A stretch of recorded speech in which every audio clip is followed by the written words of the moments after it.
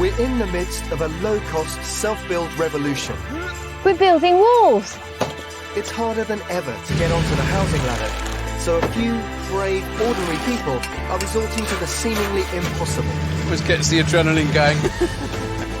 Building their own home from scratch for less than £100,000. If we tried to buy a house with that space, we couldn't afford it. Architect Piers Taylor and me, Kieran Long, are back and coming to the aid of 6 families attempting this toughest of challenges. It's difficult looking at the budget and your bank account just literally going down. Yeah. We'll try to help them with design dilemmas. You arrive at a blank wall. I mean, is this what you want? Challenge them to think bigger. Just inspires me to want to go home and crack on with it. And search out innovative solutions that make the most of their meagre budget. Ooh, look at that. We'll all be pushed to the limit Oh no. as we attempt to turn these ordinary self-builds into outstanding homes. If anyone thinks it's easy, they're an idiot. This time, Wajid and Anam attempt to build a colossal 3-storey, 6-bedroom house with anything but a standard finish. We've been to Dubai a lot. I want the marble flooring. But will this family-run build bring them closer together or rip them apart? I've had a strong opposition from my project manager. What the hell is this other woman? In the end, it's my house.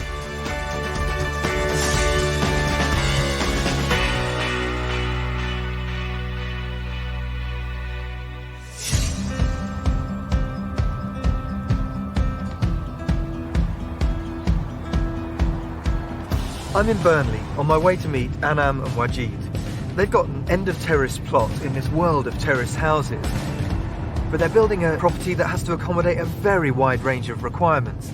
It's going to be a really big challenge.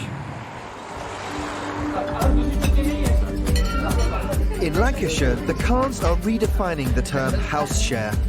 3 generations live together in 3 knocked-through terraced houses. There are 10 family members, all under one roof. We are a very close, tight-knit family. Family's been everything to me. Anna moved in when she married youngest son Wajid. We've been married for nearly 2 years. It was a typical arranged marriage. But I think now it's hard to imagine life without him. Wajid, a university lecturer, and Anam, a customer services manager, now want some space of their own. We're expecting our first baby. We are, yeah. It's always been his dream to make his own house. So we're hoping to get the build finished before the baby comes. I don't know about that. Before the second baby comes. Wajid has been gifted the land on the end of the terrace by his parents. This bit here is a whole dining area. We're not having this wall here, so this wall's not there. To build on it, they're gambling £70,000 in savings and £30,000 in loans. They've already spent 15 grand on foundations and design fees. There's no endless budget. That we have to make sure we stick to that. We just hope we can get it all finished in that much. But they have huge ambition for their 100k house and still haven't finalised the design. You want 4 bedrooms, don't you? Yeah, just 4. I want 6. Right, we won't talk about that.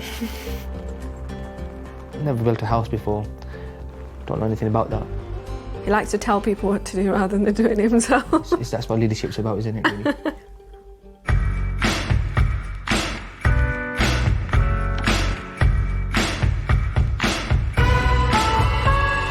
For novices without a clear plan, this build could easily spiral out of control. I need to find out if they're any closer to coming to an agreement on exactly what they're building. Hi there. Oh, hi, Kieran. How are you? Welcome to Burnley. You must be thrilled to see some progress. Yeah, real progress, and it's exciting. Very excited. Still working on it, changing our mind every day. Every hour. They can only afford a builder on site for 12 weeks. Changing their minds causes delays, and that could mean they don't end up with a house at all. Tell me how many bedrooms you're planning right now. Potentially 6. Wow. I think maybe 4 or 5 bedrooms, but have big bedrooms. He wants more rooms, I want more space. Right. Every additional room means more labour, finishes and money. a house this size will eat up their budget quickly. One thing Wajid and Anam do agree on is their dream of a 3-story building. It will be their home, but also allow them to live communally at times with their wider family. Planning limitations mean the exterior will have to largely mimic the neighbouring family homes. Inside, and in spite of their family's requirements, they've gone for a fairly conventional layout. A narrow hallway leads to a kitchen diner.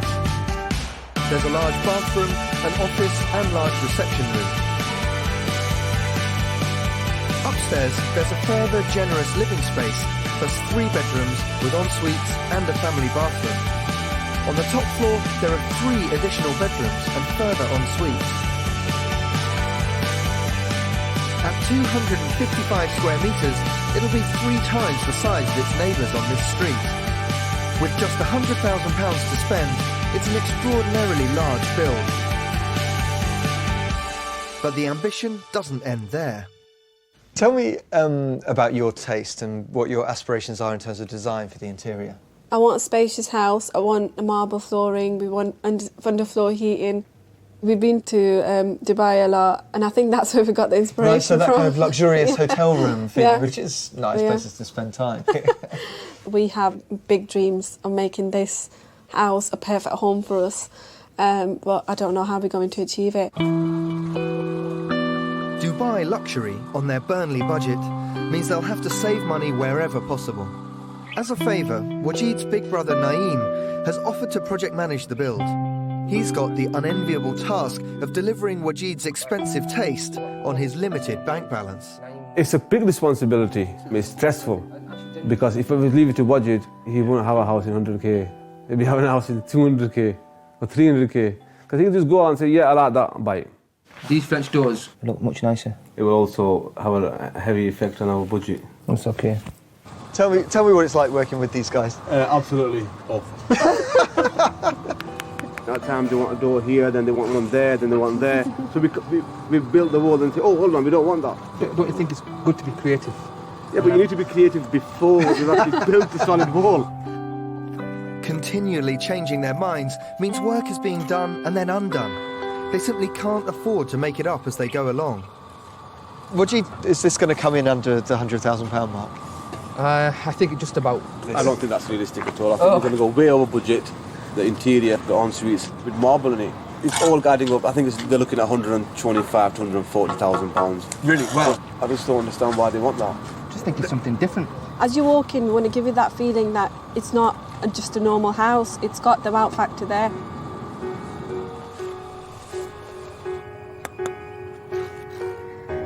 Wajid and Anam are thinking big, and that's great. But this house has to do so much, and they aspire to this luxurious finish. We've got to find a way to manage their expectations and achieve the finish they want for less than £100,000.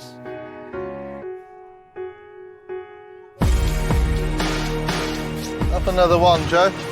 On the line. With Richie the builder only budgeted for another 9 weeks to get all the structural work completed, the house is racing ahead. Naeem is desperate for firm decisions on the final layout. No, they're just confused, to be honest with you.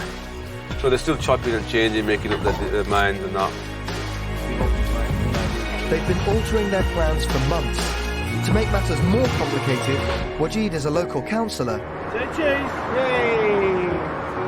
and also wants a grand space in the house, big enough to use for his community work too. A big motivation is to have a kind of a separate area for the political meetings, and I do get a lot of visitors. It's all starting to cause friction on site. We've moved one doorway on the entrance hall. Yeah, that's one big change. The whole reception room and the kitchen is now open plan. We're waiting on a decision upstairs about windows. They need to sort it out before I get to it.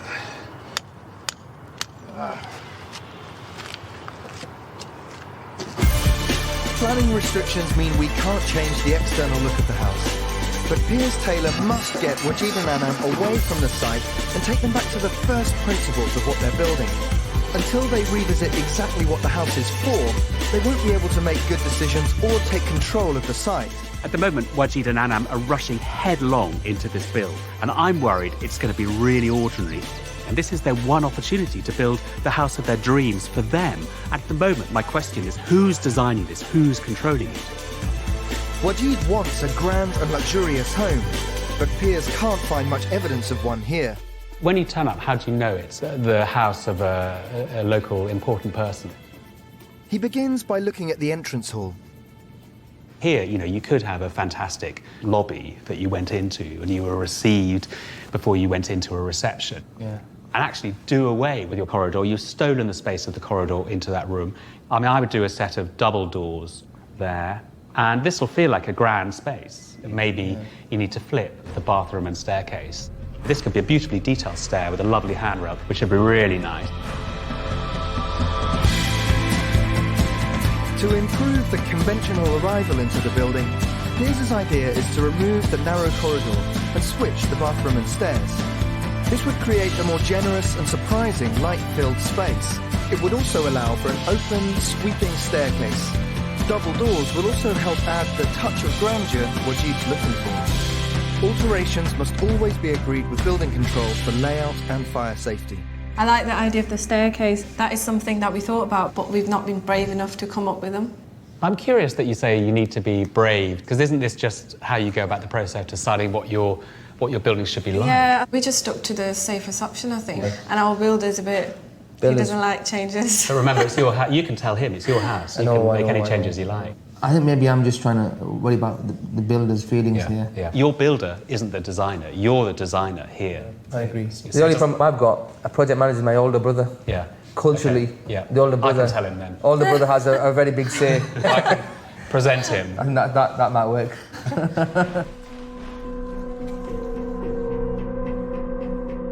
It's tricky having these conversations now, particularly when the momentum of a build is established, but they have to be had at some point. Otherwise, this will be a disaster. But importantly, the consequences of making these changes now are that they get a far better building for no more money. So this is Richie. This is Richie. Hi, Richie. Hello, mate. How are you doing? Nice to meet you. I heard a lot about your work. Liaising with the workforce has a very different dynamic when the project manager's your brother. So, there's some good news and some bad. Just give me the good and keep the bad to them. It's not just their future home at stake, it's family harmony too. We flipped the bathroom and the stairs. Putting the stairs where the toilet is and the toilet where the stairs is. Yeah. So But I'll also keeping make the same up and down stairs. Making the toilet smaller. Right. But no wall between the stair and that reception room. So Stairs it's are in all the open reception. plan. Are we losing the corridor wall as well? We're losing the corridor wall, yeah. And then you make that opening bigger. So the only thing that needs unpicking is putting a bigger lintel in there to put a bigger opening between these two spaces. It's one small change. It's a better building. Not a small change, I've already built it. That won't take long to take that lintel out. You show me how long it takes.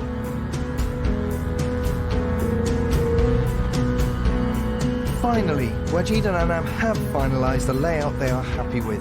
At the end of the day, it's what these guys tell me to do, I'll do. No problem. You happy? Happy. Oh, good. What I tried to do in there was represent Wajid and Anam, because I don't really have a sense this is their house. And there's this huge dynamic of older brother syndrome. And Wajid is nervous about making changes. You've gained a foot and an inch. Can we move it over a bit more? What's really important for me now is that they understand that they've got to take ownership of this, their house, their project.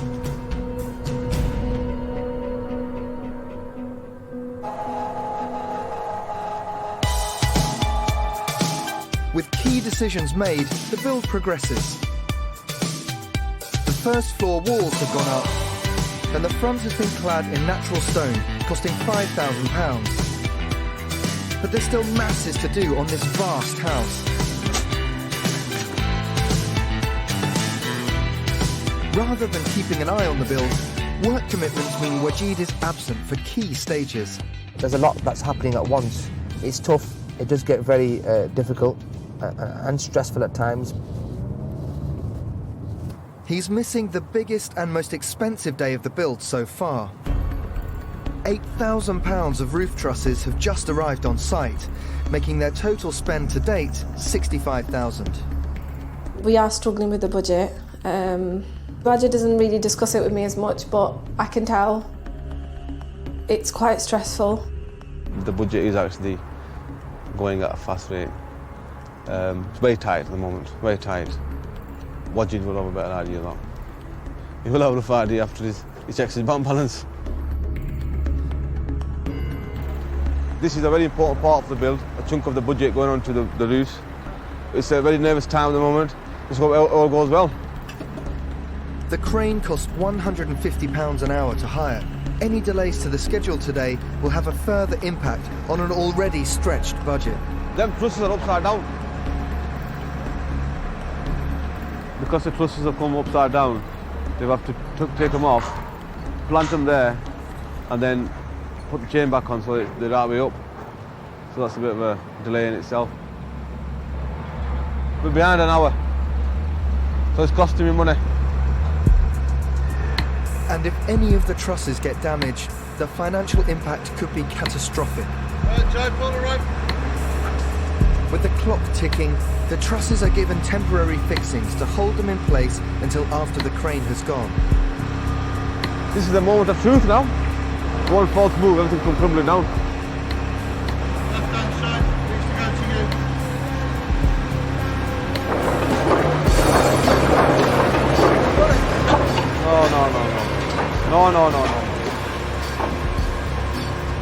No. This is absolutely horrific.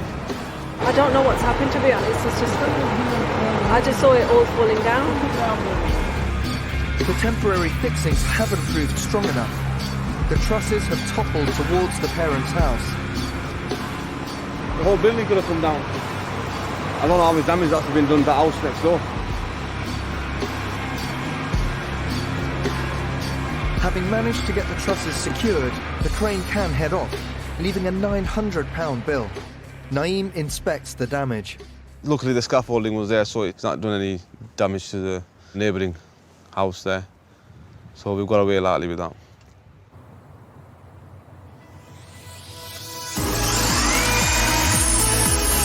It's May, and there are just 3 months to go until the arrival of Wajid and Anam's baby. Richie is on his last few weeks on the job and is rushing to get partition walls up. With acres of flooring and a forest of stud walls appearing before their eyes, Wajid and Anam are realising the scale of the task they've taken on. I think it's scary how quickly the money's sort of going in material, labour and everything. For me, it's been very surprising how much like the cement can cost or how much the bricks can cost.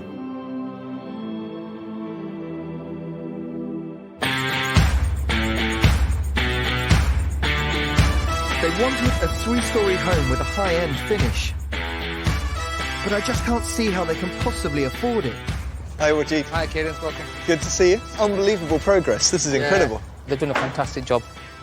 Inside, they've gone with Piers' dramatic redesign for the ground floor, reflecting Wajid's dream of a grand hallway. We just actually stood under the step where the stairs are going to go in. Yeah. Much more of a lobby space and a kind of grand entrance. I think that's great because it really feels like you've taken on board the whole thing of, you know, what it's really going to be for. Yeah, I mean, we're trying to fit in my personal life and my professional life. Yeah. But upstairs, Wajid is slipping back to his indecisive yet ambitious ways. Is the layout of this floor fixed now? That's $1 million question there, Kieran, because as the guys are working away, there's this one issue in my mind about one of the bedrooms, whether they're going to have one super long bedroom or shall we just split it. So you're still deciding the layout as the layout is being built, and is that like a bit worrying for you? Who's calling the shots then? If you weren't here today, who would decide if you know what the layout's going to be? It would, if I wasn't here now at this moment in time, it's some kind of virtual control centre via my mobile phone. Can you really keep control though? Does it end up with a bit of a power vacuum? There's still no one to take these decisions. I'm in a state of complexity. The lack of decision-making mixed with the sheer scale of the build means Wajid is having to manage expectations. The optimistic deadline of Anam's, she thinks this house will be done by the end of August. Although I'm a very ambitious person, I've got to be a realist, and I think it's looking more like towards Christmas. I think Wajid is putting a bit of a positive spin on things. He's a very positive person, a very diplomatic person. But I must say, It feels a little bit chaotic. They're moving at 100 miles an hour here just because the deadlines are starting to come thick and fast. But it's also a little bit worrying that so many decisions still haven't been made as the building is more or less finished. And that's not the only problem. How much have you spent so far? How much of the budget is gone? So far, we've spent £72,350. So almost 3/4 of the budget is gone. Tell me what hasn't yet been paid for out of that. En-suites, your bathrooms, your underfloor heating, your part work, your electrics, your kitchen. That sounds like quite a long list, Wajid. That's... Yeah, we kind of didn't anticipate the huge size of the house. Right. So tell me how much more you spent up to this stage than you expected to spend. I'd say around about between £5,000 and £8,000 more. Right, that's a fair percentage, isn't it? That's your contingency gone. Yeah, that's a big chunk. It's difficult looking at the budget and your bank account just literally going down. Yeah. Materials and labour have eaten into the budget, but they're still a very long way off. Somehow, their ideas for the finish have remained unchanged. To me, I've always wanted to have a luxurious feel, and one of the big materials that's influenced me has been marble. It gives it a luxurious, grand finish. I'll have pieces of marble here, there and everywhere. The interior is definitely something that I'm going to make sure that it's perfect. It is going to be modern, it's going to be elegant, it's going to be different from the house that we're living in. This house is nearly 3.5 times larger than the average new build. The high-end finishes they want are out of the question if they want to finish this home anywhere close to their 100k budget. We need to try and show them an alternative vision for their home, which they could achieve for less. For Wajid and Anam, the per square metre cost of laying marble or tiles and surface materials can really start to add up. I think it's really striking when you see houses designed for architects themselves. They often leave out all of that stuff. You actually see the materials the house is made of. That can be a great quality, and of course you save a lot of money and hassle. I think for Wajid and Anam, it's going to be quite a big step to embrace this stuff, and I'm hoping by seeing this house, it'll take them a step down the road. We've got exclusive access to a house in Stamford Brook, West London. It's a 2-bedroom home designed by Powell Tuck Associates. It champions the elegant use of relatively inexpensive materials. It's so light up here, it's so beautiful. Yeah, it's really nice. I like its simplicity. I want Wajid and Anam to see that they don't need to go over the top with fancy finishes to create a feeling of luxury. Here, it's all about subtlety. Does this in any way make you think, well, there's a way of having an interior that you don't have to spend a fortune on, but can still have some quality? Yeah, I mean, I think it's the simple things in life that make a big difference, and you can see that cliche here. So when you walk in, you have this kind of wow factor, and it's really nice. I like it, yeah. The simple, honest materials on show have a beauty of their own. Continuing an exposed brick wall from outside to in saves around £50 per square metre, avoiding the need for plaster and paint. I like the idea of carrying the wall inside the house as well. The floor finish is just a sand and cement screed that has been polished. When light washes across it, there is a subtle sheen. This is quite a nice spot, isn't it? Yeah, it's quite nice. I think it's the fact that having that comfy rug there works well with the sort of the raw flooring as well. Yeah, some very rich material next to quite a rough one. Yeah. This has got a bit of a shine to it, isn't it? As you look across the room, you get a little bit of a sense of reflection from it.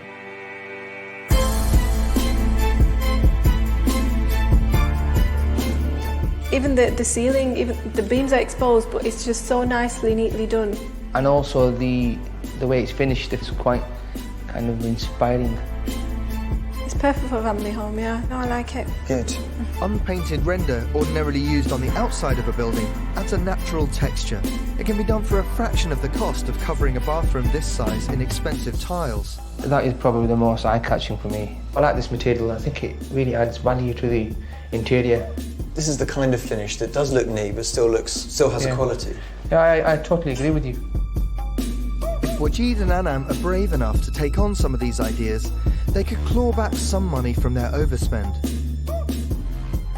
Do you think some of these ideas now you'll be able to embrace and take forward to the house? It's a real difficult situation, Kieran, because these ideas are brilliant and I like them. But the problem I've got, I'm the youngest sibling in the family. I always think, how will that be accepted with the rest of the family? Naeem is the main person I've got to really kind of get on board. Does that mean some of the ideas you might like, but you think, oh, my brother's never going to accept that? Is that what it comes down to? There is a strong hint of that, because not only is he a project manager, he's my elder brother. The danger for their project is that it could become a house of poor compromises. The biggest surprise of all was finding out from Wajid that actually this build is not really up to them only. He's got to run every decision by his family, sometimes by his parents, and in a way, most importantly, by Naeem. He might be a counsellor and he might be a real independent guy, but he's still the little brother in his family. And the big effort is going to be convincing the family that it's okay for them to have their own way.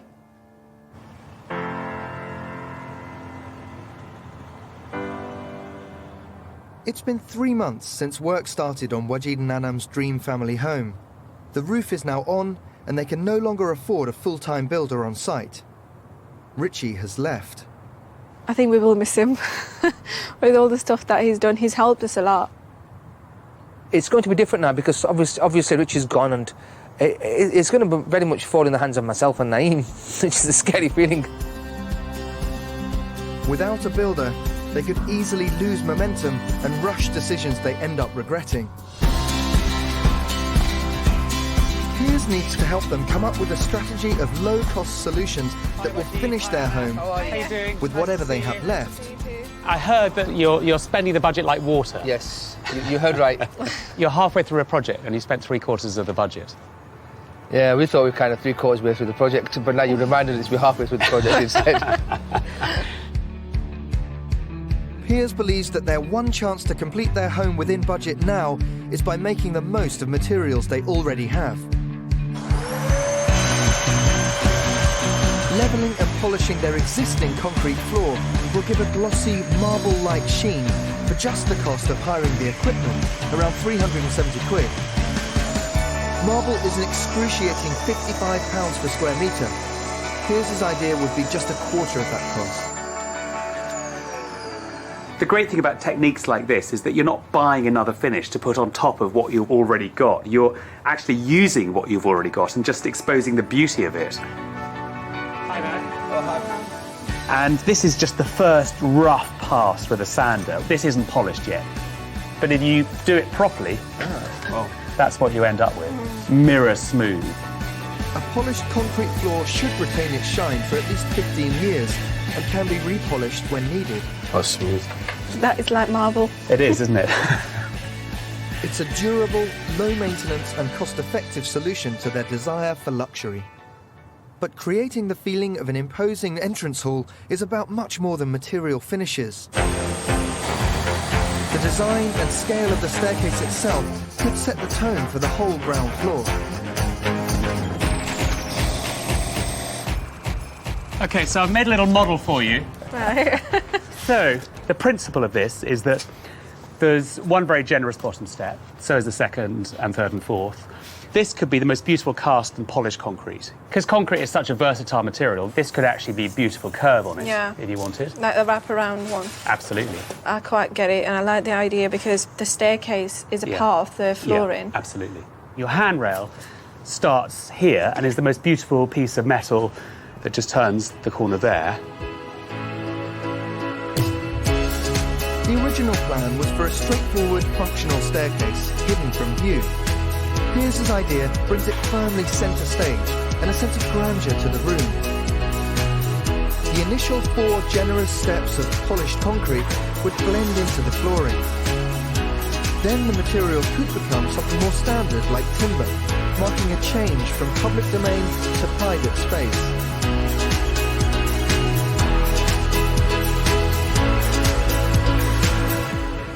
Wajid, you're having a bit of a moment. I'm just trying to picture it. Not sure. Piers' radical rethink is a lot to take on board. Normally you see some staircases tucked away, hidden away, you can't really see them, but here you'll see the staircase, so you have to get this right. This is the first sight someone's going to see when they open your front door. Piers is bringing in innovation today, but you have to understand it, you've got to believe in it, and at the moment, if I'll be honest with you, I probably do need a bit more convincing. I can't stress by how important that arrival into this building is, and I think it would be a disaster if they compromise and just put in an ordinary staircase and an ordinary floor finish. It really has to have something really special, and that would transform the building.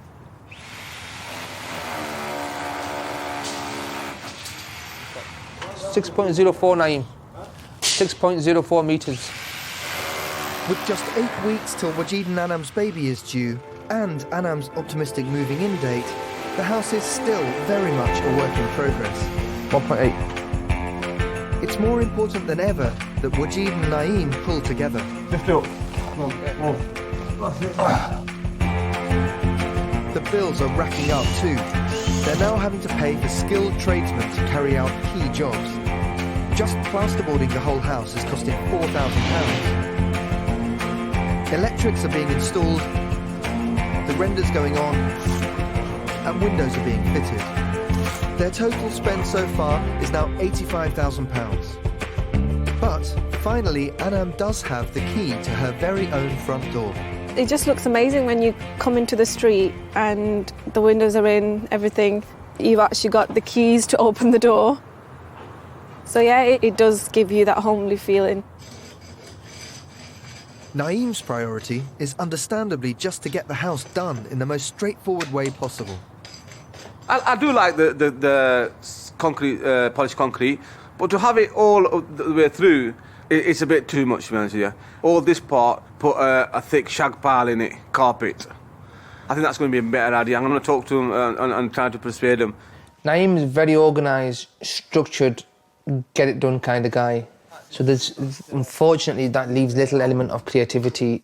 So it's business as usual for Naeem. It's make or break time for this build.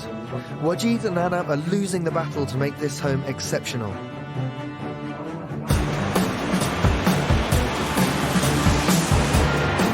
I've been searching for an interior that will prove to them that design can have a positive effect on the way they feel in an interior.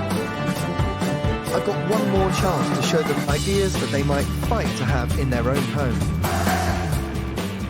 I think now's the time to try to reconnect this project with their own aspirations. They told me they want something luxurious, and I want to bring them to a place that, for me, sets standards in terms of aspiration and perhaps can give them a little bit of inspiration as to how they can create a beautiful interior.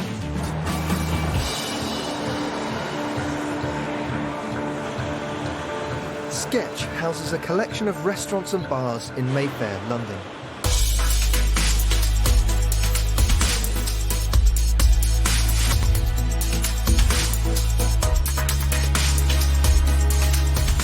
This is certainly grand, isn't it, this entranceway?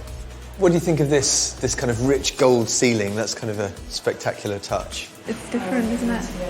It's not like an ordinary white ceiling. Yeah. A bit glitzy.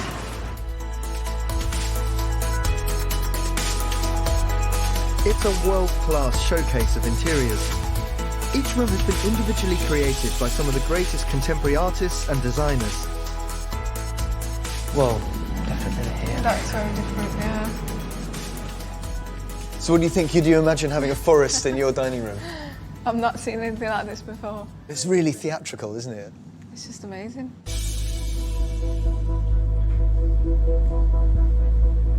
Makes you feel a bit, like, happy. Yeah. Animal Wonderland, isn't it? It is like that. I'm not saying that you need to do your dining room up like this, but it does give you an idea, doesn't it, of just beyond the plain, ordinary materials. Oh, wow. I love this. Yeah. It's just a perfect room. It's a beautiful place, isn't it? Yeah. The Gallery Restaurant by award-winning architect and designer India Madhavi is an amazing example of a focused concept.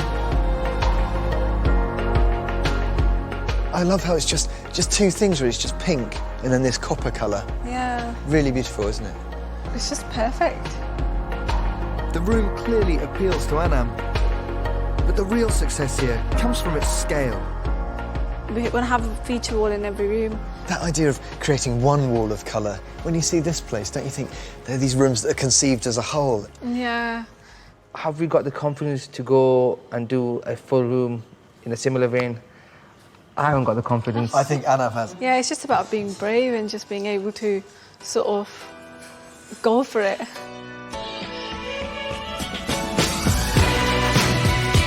The restaurant upstairs draws on the owner Morad Mazouz's North African heritage, with opulence at its heart. What do you make of this? Amazing. This room is doing it for me. It's so tranquil here. Yeah. This partition, though, does look useful for you, doesn't it? Because it's that sense of connecting two spaces. Yeah. I think it's a fantastic idea, and it really kind of gives you this huge, grand kind of entrance into. Because you decided to go for that double door, didn't you, between the entrance hall and the lounge? And this is just a beautiful treatment of a threshold. Doing something like that with textiles, with leather, it's definitely luxurious, isn't it?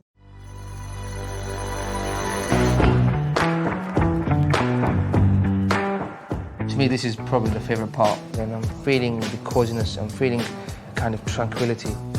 For me, it's been phenomenal to just absorb and appreciate, and I've taken a lot away from this. Yeah. But however much they like it, there's still a hurdle to get over. You know, it's our job to go and show the creativity that we've seen here and transpire that into Naeem's mind, which is a difficult task. I think the most important bit of progress today was that they were no longer talking about which material they should buy or which they shouldn't buy. They were talking about how they felt in this interior, and the fact that design has communicated that to them makes me really, really thrilled. But will they be able to hang on to that confidence and enthusiasm for their home once they've got back to Burnley?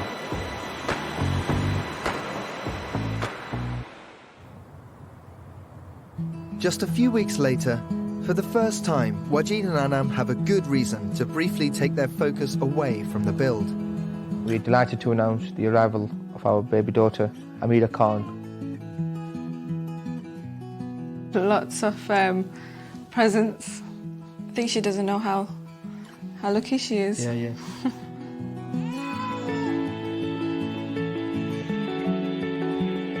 But with 11 members of the family now under one roof, it's more important than ever that Wajid and Anam's own home gets finished. We need more space now. Everything's just sort of crammed in this room. It's just that I can't wait to get her nursery ready. I'm proud to be a dad. When you see that face, all the world's worries just disappear. You just forget about everything. But everything includes the house. Wajid and Anam's build has ground to a halt. 3 months pass with hardly any progress. There's been a real stagnant period. I think it's affected the morale a bit, and at times it's been a bit like, will this ever happen?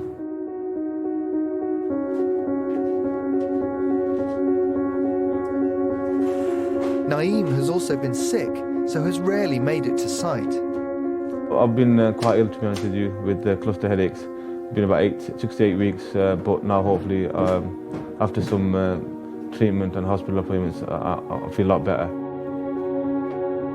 Determined not to give up, Naeem manages to get the staircase in. It's progress, but he fits a standard one, not in keeping with the vision of a grand hallway.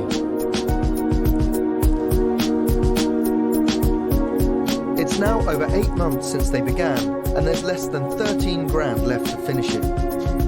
It's Piers' last chance to influence the rest of the build, and he's determined not to let Wajid and Anam give up on having an incredible interior.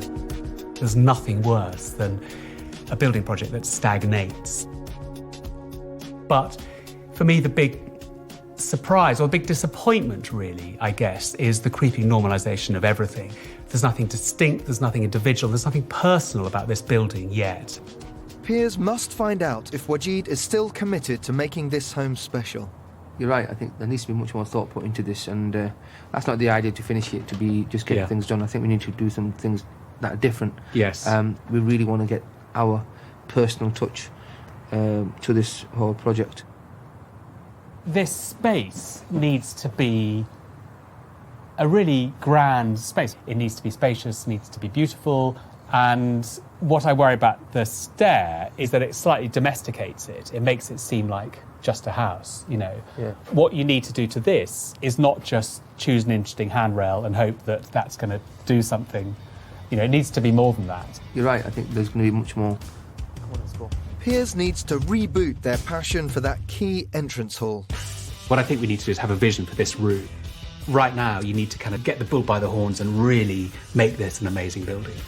To salvage that conventional staircase, it needs a big idea. So if you make an amazing metal screen that is full height to create drama, I mean, it could, you know, you could have that actually etched out of a screen 3 meters tall. It's like a prayer. Yeah, that would be fantastic. I really like the idea of that screen. And he has an idea for much-needed opulence inspired by the leather panels Wajid saw in London. This wall here, if you got a whole series of leather offcuts, and what you could end up with is a wall built up out of a series of panels, which I think would be incredible. And I love the idea of leather. I can see that already. This isn't expensive stuff, but it kind of looks expensive. That's probably the most exciting thing I'm looking forward to now. Yeah. With Wajid re-energised, Piers needs to act fast, so takes him to a workshop 20 miles away in Bury that sells hides in every hue. This bluey grey is kind of nice. So, Wajid, how about doing it in pink leather? No. Never. Amazing size. Yeah. You would never imagine it to be this big. If it was an end-of-line one this size, what would its cost? You're talking £60–65 for an end-of-line one. That's pretty good. Yeah. Piers wants to show Wajid how easily the leather can be transformed into a luxurious wall covering. He mocks up a panel using a timber offcut and some upholstery stuffing. It worked. There we are. One panel. Brilliant. Yeah, I can see that on a wall. But it's nice though, isn't it? I mean, it's really sumptuous. I'd definitely go for this rather than bowling plasterboard. Great stuff. Good. Wajid and Anam have set out from the beginning that they want this to be a luxurious building. But I think the important thing is not to make everywhere luxurious, but know where to spend the time and the money. And in the hall, the point of arrival, that leather wall which they've taken on board is going to be amazing. But they need to do something more, and that is the lighting. With that in mind, Piers takes them to the French, a chic restaurant in nearby Manchester. What do you think of this room? It's just amazing. I love the chandeliers. They're great, aren't they? Yeah, very nice. I think the word is grand. Their lighting budget for the whole house is just £1,200, far less than just one of these chandeliers. But it's the sense of scale that Piers wants them to keep hold of. The trick really is you don't necessarily need to throw money at things to make them amazing. But you could do something equally dramatic, I think. Yeah. But to come up with a lighting centrepiece on their budget, they need to head somewhere slightly less glamorous. So this is a little bit different than a smart hotel in Manchester. But equally interesting, I think. This cable suppliers could be the answer to the quest for glamour on a shoestring. Braided cable is really fashionable at the moment. And this is expandable braided sleeve, a much more economical way of doing it. You thread over standard wiring. What you see is a beautiful, colourful cable using beautiful brass bayonet fittings. And then amazing bulbs. And you use about 10 of them, hung from different heights in a group with, you know, all this glinting brass. You know, I think it would look amazing, really. But is Piers's deconstructed chandelier a step too far? You really are scratching your head and looking nonplussed. I'm just not getting it, Piers, to be absolutely honest with you. Just can't picture it. You know, 10 of these, 200 quid, and then this braided cable sleeve, 50p a metre. I mean, I think this will look better than an expensive chandelier and more individual, quirky, and more dramatic, in fact. Yeah, I know what you mean. And it's something different. We've not seen that before. Yeah. I think she likes it. I can't picture it, how it may look like.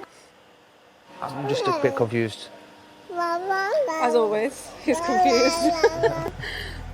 I think Wajid is completely flummoxed, if I'm honest, and I don't know if he's going to do this.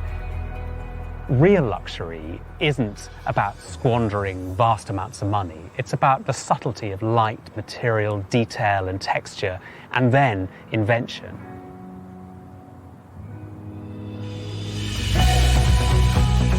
Back on site after nearly 6 months of stagnation, it's suddenly a hive of activity. They're racing to get key living areas done so they can move in. Stretching their finances even further, they've settled on 6 bedrooms, and a couple are beginning to look habitable. I love the ceiling. I wasn't expecting them to do it. It was more of a little surprise. I'm really excited now because I'm glad it's finally coming together. And bathrooms and the kitchen are starting to take shape. They're also making a start on creating the padded leather wall in the entrance hall. All wall and ceiling linings must have adequate fire protection and treatment to comply with building regulations. But Naeem's not so sure about his brother's interior design choices. I've had a strong opposition from my project manager. Leather going out wall, it doesn't look right, you know. The smell is, I'm not so keen on that, to be honest with you. If it was something that I was doing, I'd just plaster it and paint it, to be honest with you. Looking good. But for once, Wajid isn't taking everyone else's ideas into account. Yes, we had a difference of opinion in relation to the leather wall, but I had to take the final decision. In the end, it's my house. What do you think? I think it'll be different. I think it'll be definitely unique. be different. Unique. It could possibly set my migraines off, so that's what concerns me. I think it'll be fine. Praying for your health, mate. As well as the leather wall, they're also going with Piers' suggestion of a decorative panel to transform the ordinary staircase. Anam's designing an aluminium screen, which will incorporate text that means a lot to the family. This is a script that we're going for. We say it like, Alhamdulillahi Rabbil Alameen. All thanks and all praise be to Allah. And I'm just going to get that sent over to the designers and then get them to get that engraved on it. Their 100k budget has been pushed to the limit and beyond. There's nothing left, and there's still plenty to do. It's been an absolute monumental effort to get to this stage, and the guys have been working flat out, especially Naeem. He's been really kind of determined to get things done. It is tiring and demotivating, coming in and starting in the morning and finishing late in the evening. What keeps us going is the love we have between the family and our brothers. The need to find low-cost solutions to finish this house is more important than ever. But so is Anam's desire to make her mark on the interior. She's found an economical way to add some bling. We've got this gold metallic paint. It'll just give it like that grand look. But we're not going to completely go crazy with colours. It's really pressurising for me because I'm like, I don't want to get this wrong. As they near the end of over a year's work on their low-cost build, can it possibly become the high-end luxury home they wanted?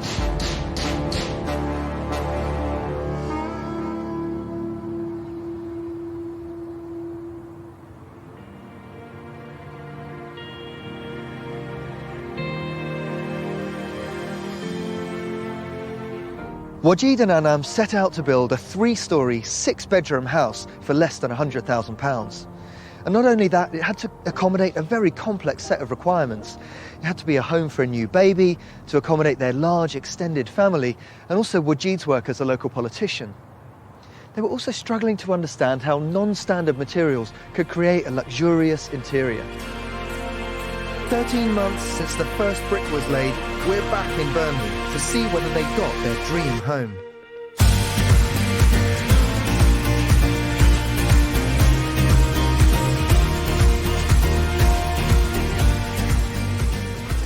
Hi there. Oh, hi, how you doing? Good to Hi, see guys. you. Good to see you too. Hi Anna, great to see you. Great to see the house. It's like, it looks super at home here. It's been a long process. How's it been for you? Oh, it was a piece of cake. No, seriously, it has been a very challenging time period. Stressful. There's been lots of disagreements, absolutely exhausted. Blood, sweat and tears. Yeah, I think tears mainly mine. But will the tears have all been worth it?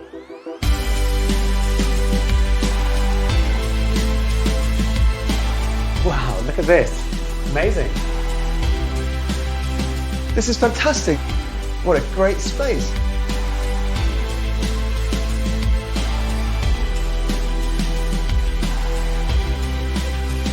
Well, gee, this does feel to me a bit like the entrance hall of a public figure. Yeah, absolutely. It's just the way I wanted it to be. As you enter, you're entering a really kind of open space. You feel good. Because originally, this was a very narrow corridor with a single door into this room and a single door into this room. It was a wise man that told us some ideas. So we followed them ideas through.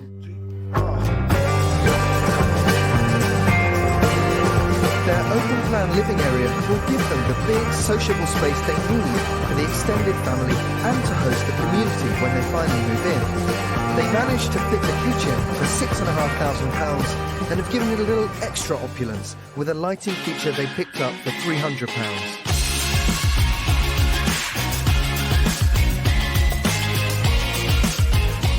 I think this is really such a good effect. It feels luxurious, it feels rich, it feels generous, and it's totally unconventional.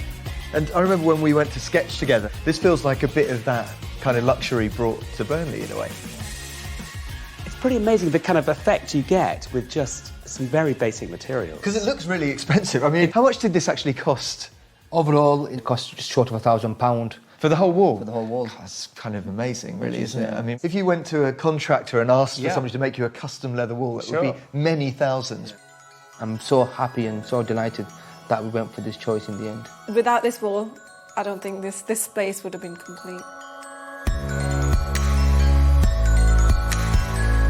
Fire doors still need to be fitted on the ground floor, as does the balustrade on the stairs. But it's the £600 screen that elevates the off-the-peg staircase into something far more grand. It's such a beautiful piece of decoration, but it also has a real meaning for you. It's a blessing. As soon as you walk in, you want to say, look, where we've got in life, we want to thank Allah the Almighty, and I think it's just so unique. But of course, this is also a piece of architecture in some ways, because you have something fantastic that does allow your eye to carry through and does transform this space. And upstairs, they've embraced their own idea of luxury.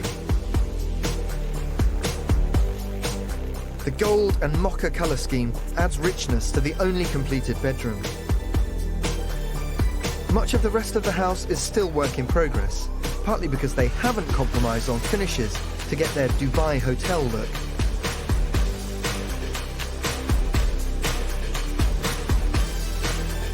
The porcelain floor tiles cost £1,200. But they could have spent a fraction of that had they adopted Piers' suggestion of polishing the concrete floor which lies beneath them.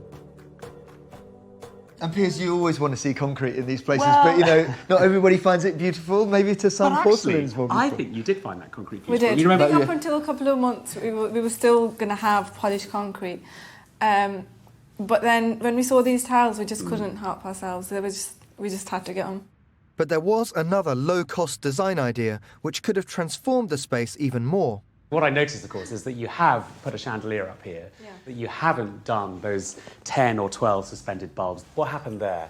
To be honest, we didn't really like it. We weren't too keen on it. And more than that, it was the fact that it was costing us around about the same anyway. But I still think something huge here that was non-standard could have been great. So I will say something. The idea of the cluster lights, we haven't totally ditched it. We are going to use that idea somewhere in the house. Somewhere in the house, and I think. To be honest, his ideas have made such a big impact in the house. So really thankful to you for that. But I think the point is that they're really your ideas. You've taken things that we've shown you and things that you've suggested, and you've always made them your own. They've achieved their goal of a family home with a sense of grandeur. But how have brotherly relations fared? It's not always easy, because Naeem being Naeem, clearly is not the most easiest guys to work with. And we've disagreed on lots. I think the biggest difference of opinion has been the leather wall. And you had to really stand up for it. I stood my ground and I said, Naeem, this is going to be something spectacular. I mean, at first I was thinking, what the hell is this leather wall? I've never seen it. Did you think he was a bit crazy? He was crazy, yeah. I thought you and him both crazy, but turned out quite well. I will say this, I think building this house together has made the relationship closer. Hopefully you can appreciate and respect my design choices more now after this. It's been difficult at times, but the finished product is absolutely fabulous and excellent. To be honest, good ideas. To be honest with you. They certainly could have made more savings along the way. But how much has this slice of Lancashire luxury cost? Tell me, how much did you have in your budget and how much have you spent? I had a total of £100,000 for the budget and I've spent £109,986. That's extremely precise. Why did you end up going over budget? When it comes to the interior, we're not going to compromise. There's been occasions where we've liked something, it's been expensive, but we just really wanted to go for it because it's not every day you get to build a house. And I think one of the reasons why we went over budget, the main reason in my view as well, is that I don't think we realised how big the house was. Once we started doing the deco interior work inside, then we realised it was never ending. I think we underestimated that. It really does feel, though, like a lot of house for the money. It's an astonishing achievement, I think, to have pulled it off. I'm delighted. It's an emotional moment for me because I've had a dream of building a house since I was 18 years old. This is not just for myself and Anna, we want the family to enjoy it as well. Yeah, you wanted, especially for your parents, didn't you, a space for them to use. I wanted to do something special for our mother and father because they've been amazing and couldn't be more happier. Hi, Ali. You okay?